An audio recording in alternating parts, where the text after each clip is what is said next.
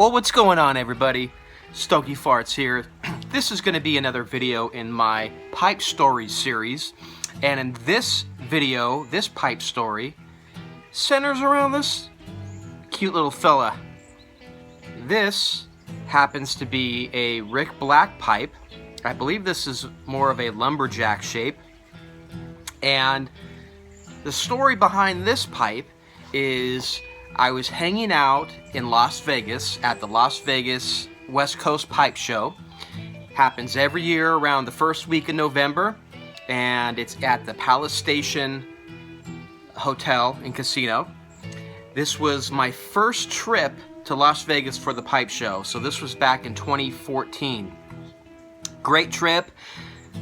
The very first day we got there, I'm walking through the lobby, hadn't even checked in my hotel yet, and I run into Dana White, the president of the UFC. Amazing moment for me. I'm a huge UFC fan, and I've never run into like basically a billionaire before. Dana White's just walking through the lobby. Just nobody around him. He's not on the phone. He doesn't have bodyguards. He's just a regular dude walking through the lobby of the Palace Station. And here I am, and I just immediately flanked him. I just beelined it right to him, and I was just like, Dana White! And he's looking at me all like, who the fuck is this guy? But actually, he couldn't have been nicer. He was the nicest dude. And that just set off the whole weekend for me. I was on cloud nine ever since then. And checked into the hotel. Pipe show was great. You know, just got to meet a lot of people that follow me here on YouTube. Got to hang out with a lot of my friends from the community. And anyway, we're hanging out at the bar there. There's an Irish pub. And it was a bunch of us hanging out there. It was me, and it was my cousin Sarge. It was Sparky's Pipes, Scott Harris. It was the Dagners were there, and we were hanging out with Elaine and Jay and Jason. So many people were there. And of course, one of the people was Rick Black. Rick Black makes pipes. Rick Black pipes. And he was there, and we were all hanging out at the table.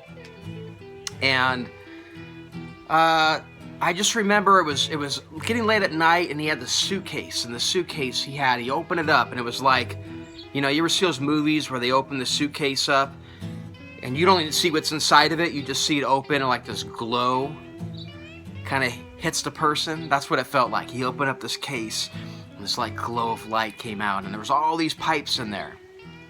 And Rick Black was so generous that he just started giving away some of his pipes. And he gave me this pipe, and I was really honored by that. And anybody out there that knows anything about making pipes and how much work goes into these things, for someone to give me a pipe out of appreciation, it means a lot to me. Not only does it mean a lot to me, but I will never hesitate to give that person credit here on this channel and anywhere else. When I talk to people, I will recommend that, because that is a good person. Somebody that's going to just be that generous to me, I'll always refer people to them. And this happens to be my third Rick Black pipe, because he is such a generous guy. And I'll highlight some of his other pipes as we go on in later things. But anyway, he gave me this pipe at the West Coast Pipe Show, and it smokes great. It's almost the perfect size for me, because it's not too big, not too small. It's got a tall bowl, so it'd be great for flake tobacco if you wanted to smoke flakes in it. I usually don't smoke that much flake tobacco, but it's just a nice pipe, long shank. I like the color of the stem on there. And that was it. So that was the story behind this pipe.